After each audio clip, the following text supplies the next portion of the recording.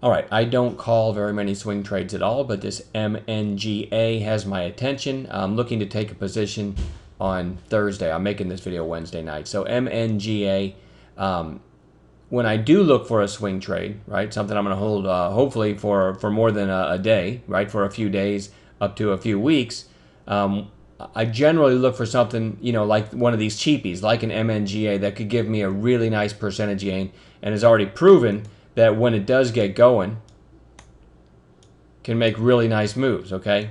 So looking for a bigger percentage move in something like this. So having said that, MNGA meets those parameters. It also, after this last pop, has just gone into kind of a slow grind and then came down and kind of got that shape on the daily candles and held the 50-day pretty nicely. Okay, so then Tuesday, it got a pretty nice pop on some news, and then Wednesday an inside day. So that's why Thursday I'm looking for any kind of intraday push to get long, and then my stop will be below 120, hoping this can be a multi-day move. Now, this isn't just based on the chart. Now, the things I do like, of course, are the fact that this can move really nice percentage gain, makes really nice percentage gain moves at times when it gets going. So I like a stock that can do that. But because I trade all day, every day, you get in tune with certain things, and so MNGA, because of those spikes, it made me kind of start to research, kind of like I've done with ISR, which is ISO Ray, because that one also makes really big moves at times, and had a nice trade in that one today as well. But so certain stocks always stay on my radar after I see stuff like this move and this move. So I did a little research on MNGA, and here's some reasons not chart related that I like it. Okay.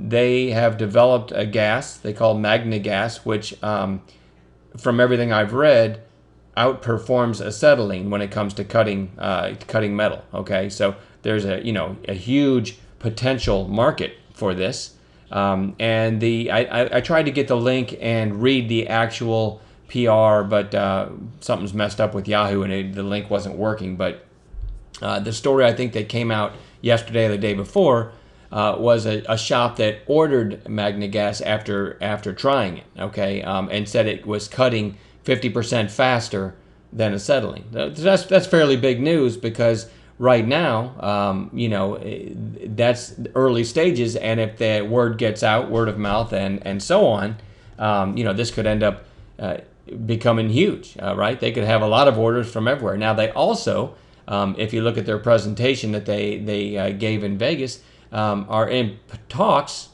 with General Motors. The Navy is testing Magna Gas, which could be a huge order, right? And I'm not saying either one of those are going to take place, and I'm not saying GM's going to make an order or Navy is either, but it's always nice when you take a trade or when you buy a stock to know that there's potential catalysts going forward, especially if you're going to hold it for a while.